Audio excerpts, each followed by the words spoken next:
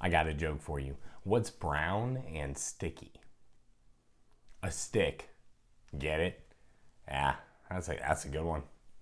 It's pretty solid. Why the dad joke, you ask? Well, I'm just doing what Dead Dude of the Day, Thomas Aquinas, said to do when he wrote, "It is requisite for the relaxation of the mind that we make use from time to time of playful deeds and jokes."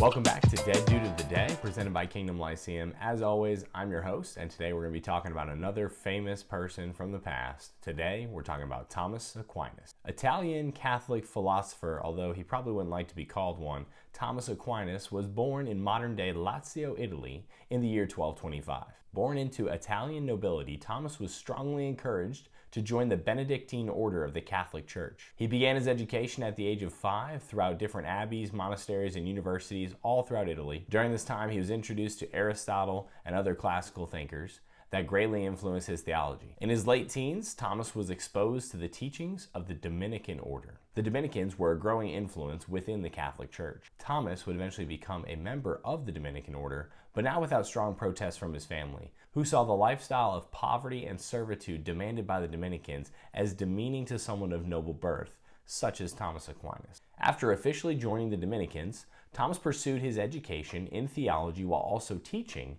at the University of Paris. Called the dumb ox by his peers, Thomas eventually proved that his quiet nature did not mean he was unintelligent. While serving 2 stints as Master Regent in Dominican Catholic universities, including the University of Paris, Aquinas began to write his most important work, Summa Theologia.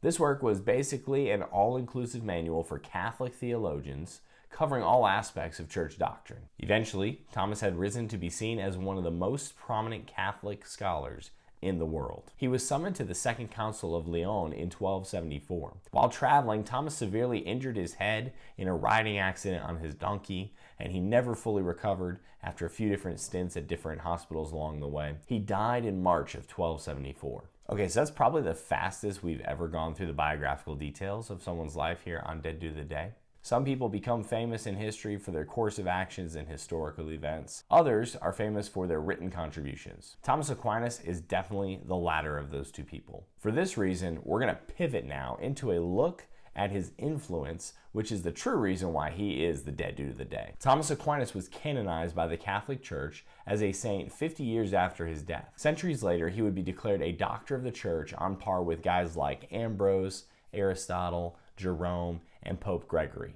And his book, Summa Theologia, is regarded as second only to the scriptures today in the Catholic Church. Philosophically, Thomas Aquinas was one of the greatest scholastic thinkers of the Middle Ages. Scholasticism was a school of thought that was prominent during the Middle Ages and taught in universities at that time that focused on the writings of classical authors like Aristotle. His writings and philosophies eventually developed into the philosophical school of Thomism. Thomism is characterized by its criticisms of Aristotle, like scholasticism, while also simultaneously applying Aristotle's logic to church doctrine. Aquinas himself, however, would never consider himself a philosopher. He believed that truth could only be revealed by God in order to be understood by men. This would put him at odds with later philosophers, such as René Descartes.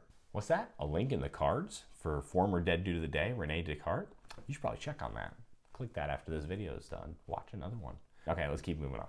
When it came to theology, Thomas Aquinas was surprisingly scientific about his beliefs. Using a framework built on faith, reason, and scriptural revelation, Aquinas used Aristotle's logical principles to confirm biblical truths. He believed these truths, when properly studied, would lead to salvation. We could go into other teachings of Aquinas found in Summa Theologia, but that would require several more video lessons, like hundreds more. However, here are just a few areas where Aquinas' writings have proven to be foundational. The nature of the triune God, nature of sin, creation and then evolution after creation, TV VCR repair, war and politics, and the goal of human life. All right, you caught us. He really didn't talk about TV VCR repair. That's a joke for the older viewers that might remember those commercials. You might be out there. Philosophically, Thomas Aquinas' writings have influenced scores of modern philosophers while also spawning new discussion in other areas too. His writings are truly the gift that keeps on giving to philosophy students. Okay, so where does he stack up from a biblical perspective? Any sort of Christian figure in the Middle Ages is going to be a bit of a murky study due to their inescapable dealings with the Catholic Church. Let's face it, until Luther, pretty much any famous Christian writer was a Catholic. Perhaps the best way to view guys like Aquinas is to focus less on the noise that surrounds them with like the canonization, the sainthoods, the miracles, and accounts of levitation. Yeah, no, you heard me. He was said to have levitated on several different occasions. I don't know. Yeah, okay. Look less at these things and look at their writings. In Aquinas' case, he makes several strong scriptural arguments for basic foundational biblical truths. These arguments are logically sound, as we said, and hold up to criticism even in the 21st century. He also was a strong influence positively and negatively on many of the reformers centuries later. Probably the biggest takeaway in studying historical figures is not to put any of them on too high of a pedestal, since all are fallen humans subject to sin nature and cultural blind spots. Simultaneously, we need to make sure not to automatically discredit everything that someone has written or said just because we don't like or agree with some of it. Either way, Thomas Aquinas' influence on Catholic theology and modern philosophy is obvious, and that's what makes him our dead dude of the day. Thanks for hanging out with us today. Hey, you made it this far in the video. You might as well like us, subscribe, and then hit the notifications so that you, as we say, can be always right.